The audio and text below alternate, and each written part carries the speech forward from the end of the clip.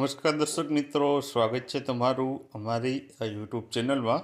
તો મિત્રો, આજના વિડીયોમાં આપણે છે તે તાજેતરમાં જ ઓસ્ટ્રેલિયન ઓપન 2025 જે રમાણી છે તેના વિશેની અગત્યની માહિતી આપણે આ વિડીયોમાં જોવાના છે. આ ઉપરાંત છે જે ભારતના જે પણ ખેલાડીઓ છે અત્યાર સુધીમાં જે આ ગ્રાન્ડ સ્લેમ જીત્યા છે તેની રેકોર્ડ્સ અને છે તેના વિશેની માહિતી પણ જોવાના છે. તો આ વિડીયોમાં છે બન્યા રહેજો અને વિડીયો પસંદ આવે તો વિડીયોને છે લાઇક કરજો અને વિડીયોને તમારા મિત્રો સાથે શેર કરજો. તો ચાલો આપણે વિડીયોની શરૂઆત કરીએ. તો અહીં મિત્રો આપેલું છે કે ઓસ્ટ્રેલિયન ઓપન 2025 જે તાજેતરમાં જ છે રમાણી છે. તો સૌપ્રથમ તો આપણે છે મિત્રો આ ઓસ્ટ્રેલિયન ઓપન છે તે ટેનિસ માટેની જે ટુર્નામેન્ટ છે તેના વિશે મિત્રો પહેલાં વિગતવાર ચર્ચા કરીએ.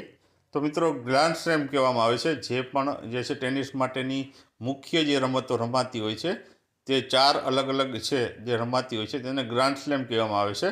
જે ગ્રાન્ડ સ્લેમ જો અહીં આપેલું છે કે ગ્રાન્ડ સ્લેમ શબ્દ છે ટેનિસની રમત સાથે સંકળાયેલો શબ્દ છે. અને ગ્રાન્ડ સ્લેમની વાત કરીએ તો ટુર્નામેન્ટમાં એ 4 સૌથી મહત્ત્વપૂર્ણ વાર્ષિક ટુર્નામેન્ટ જાય છે. એટલે કે ટેનિસની જે 4 જે મોટામાં મોટી જે ટુર્નામેન્ટ હોય તો તે છે ગ્રાન્ડ સ્લેમ. 4 અલગ અલગ ગ્રાન્ડ સ્લેમ છે વર્ષમાં છે યોજાતા હોય છે. આ ટુર્નામેન્ટમાં કઈ ટુર્નામેન્ટો આવે છે તો એમાં એક ઓસ્ટ્રેલિયન ઓપન આવે છે, ફ્રેન્ચ ઓપન આવે છે, વિમ્બલ્ડન ઓપન આવે છે અને યુએસ ઓપન. આ 4 મુખ્ય ટુર્નામેન્ટો છે જે ટેનિસ માટેની ગણાય છે. જેમ ક્રિકેટમાં વર્લ્ડ કપ હોય છે તેમ આમાં છે તે જે છે ગ્રાન્ડ સ્લેમ હોય છે. ત્યારબાદ વર્ષનો પ્રથમ ગ્રાન્ડ સ્લેમ મિત્રો જાન્યુઆરી મહિનામાં ઓસ્ટ્રેલિયન ઓપન યોજાય છે. એટલે કે આ જાન્યુઆરી મહિનો હાલે છે તો ઓસ્ટ્રેલિયન ઓપન હમણાં જ છે તાજેતરમાં જ રમાય છે. ત્યારબાદ છે મિત્રો ફ્રેન્ચ ઓપન છે તે મે અને જૂન જે મહિનાના સમયગાળામાં છે યોજાતી હોય છે.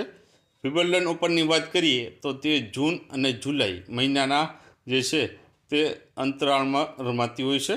યુએસ ઓપનની વાત કરીએ તો તે ઓગસ્ટ અને સપ્ટેમ્બર મહિનાના સમયગાળામાં યોજાય છે. તો આ પ્રમાણે 4 ટુર્નામેન્ટ વર્ષમાં છે આ રીતના જે છે અલગ અલગ મહિનામાં છે રમાતી હોય છે.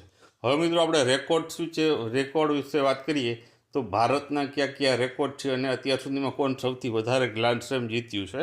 તો મિત્રો નોવાક જોકોવિચ છે તે હાલમાં 24 સાથે જે સૌથી વધુ ગ્રાન્ડ સ્લેમ છે નોવાક જોકોવિચના નામ ઉપર રહેલા છે. ત્યારબાદ બીજા નંબર ઉપર વાત કરીએ તો રાફેલ નડાલ છે તે 22 ગ્રાન્ડ સ્લેમ સાથે તે બીજા સ્થાન ઉપર રહેલો છે. આ મિત્રો પુરુષોની વાત થઈ છે. ત્યારબાદ આગળ વાત કરીએ તો રોહન બોપન્ના છે મિત્રો તે ગ્રાન્ડ સ્લેમ જીતનાર સૌથી મોટી ઉંમરનો ખેલાડી છે. અત્યાર સુધીની સૌથી મોટી ઉંમરનો ખેલાડી છે જેમણે ગ્રાન્ડ સ્લેમ જીત્યું હોય તો તે આપણો ભારતનો રોહન બોપન્ના છે. આ ઉપરાંત મહિલાની વાત કરીએ તો ભૂતપૂર્વ ઓસ્ટ્રેલિયન મહિલા ટેનિસ ખેલાડી માર્ગરેટ કોર્ટ છે મિત્રો તે સૌથી વધુ સિંગલ ગ્રાન્ડ સ્લેમ જીતવાનો રેકોર્ડ તેના નામ છે મહિલાઓમાં. અને તેણીએ છે તે કારકિર્દીમાં તેની 24 જેટલા ગ્રાન્ડ સ્લેમ છે ટાઇટલ જીત્યા છે. હવે મિત્રો આપણે ભારતની વાત કરીએ તો ભારતમાં ગ્રાન્ડ સ્લેમ જીતનાર પ્રથમ જે ભારતીય છે તે છે મહેશ ભૂપતિ છે જેમણે સૌપ્રથમ વખત છે તે ભારતીય છે જેમણે 1997માં છે ગ્રાન્ડ સ્લેમ જીત્યો હતો. ત્યારબાદ બીજા 4 ખેલાડીઓની આપણે વાત કરીએ જે અત્યાર સુધીમાં છે ટેનિસ ખેલાડી છે અને જેમણે છે પોતાની કારકિર્દીમાં છે ગ્રાન્ડ સ્લેમો જીત્યા હોય. તો પહેલું મિત્રો છે લિએન્ડર પેસ છે જેમણે છે અત્યાર સુધીમાં પોતાની કારકિર્દીમાં 18 જેટલા ગ્રાન્ડ સ્લેમ જીત્યા છે. ત્યારબાદ છે મહેશ ભૂપતિ છે તો તેમણે છે 12 જેટલા ગ્રાન્ડ સ્લેમ જીત્યા છે. ત્યારબાદ છે સાનિયા મિર્ઝા છે તો તેણે 6 જેટલા ગ્રાન્ડ સ્લેમ પોતાના નામે અત્યાર સુધીમાં કર્યા છે. ત્યારબાદ છે રોહન બોપન્ના છે તેમણે 2 જેટલા ગ્રાન્ડ સ્લેમ છે અત્યાર સુધીમાં જીત્યા છે. તો મિત્રો આ ભારતીય ખેલાડીઓના રેકોર્ડ્સની વાત થઈ. ત્યારબાદ હવે છે ગ્રાઉન્ડ કેવા હોય છે તો આમાં મિત્રો છે ઓસ્ટ્રેલિયન ઓપન છે તે ઓસ્ટ્રેલિયન ઓપન હાર્ડ કોર્ટ પર રમાય છે અને જાન્યુઆરીના મધ્ય ભાગમાં છે આ ઓસ્ટ્રેલિયન ઓપનની છે રમતની શરૂઆત થતી હોય છે.